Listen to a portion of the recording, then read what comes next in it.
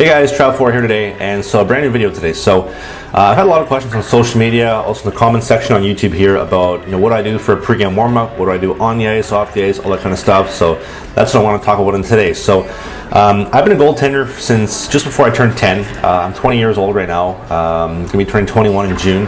And so I've had probably a little over 10 years, almost 11 years now to work on my routine, pregame, postgame, all that stuff. And this is kind of where I'm at now. So the footage you're going to see here is from practice. Obviously, I'm not able to put a GoPro right at center ice during a game for warm-ups or whatever. So this is the best I could do.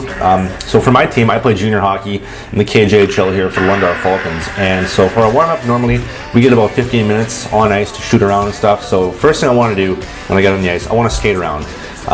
You're going to see one of my teammates here in practice looking for a little bit of camera time here. But anyway, so I like to skate around, get some blood flow going. A real big part of goaltending is being flexible, having some elasticity with your body. And a big part of that is having some blood flow going, because if you're stretching cold, it's not going to help, it's actually going to hurt you. So I'll do a couple laps around just to try to get a little bit of blood flow going, maybe a couple T-pushes, a couple shuffles, and then I'll start my stretching. So I'll usually start off with, I guess they call it the frog, where you're just kind of spreading your legs, like spreading your groin, just nice and loose, nice and easily. And then I'll go to my quads, so you'll see those last two stretches I just did. Just trying to put a little bit of pressure on my back hip flexors. Your hip flexors do a lot of work, post bumps with your reverse VH, backside pushes, that kind of stuff. So I like to give them a little bit of care, and then after that I'll go to my hamstrings.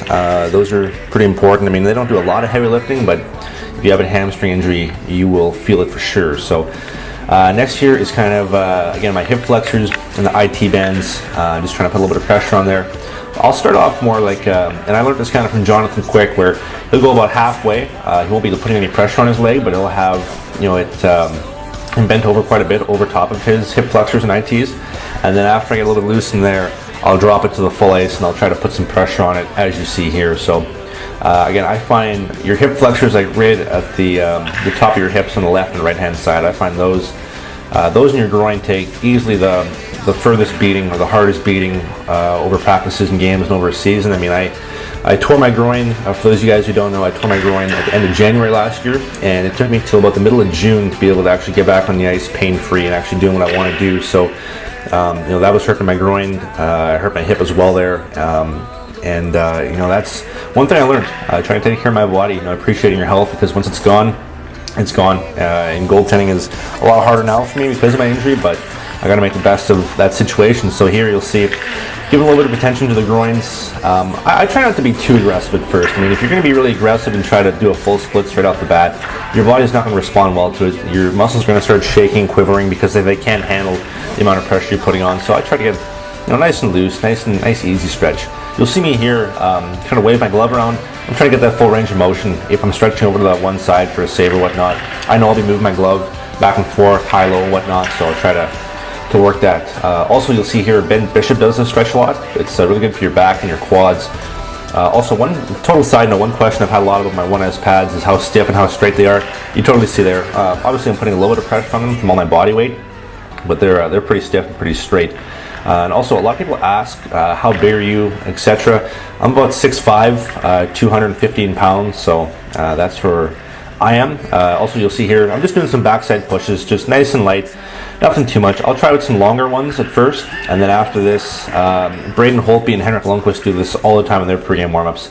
They'll go very short pushes, short backside pushes, and I find it's critical for being simple with my movements, trying to be nice and easy, nice and always square, not over-moving, so I find that helps. And that's one thing my goalie coach has worked with me over on the summer. So after that, a little bit of movement on my feet, try to get a little more blood flow going, working on keeping those gloves nice and spaced.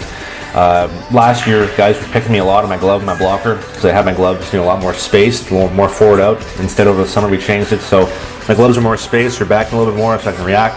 I can cover up more net, especially at 6'5". I got to take full advantage of my size, and that's what I'm doing here. So again, just trying to get a nice blood flow going, trying to get nice and comfortable, get a good feel for my edge work. I know that's really critical.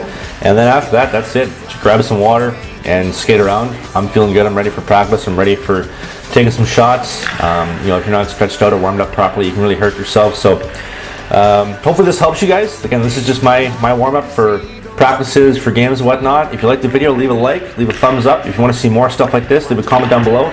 Thanks a lot for watching, and I will see you again in the next video. May we all know that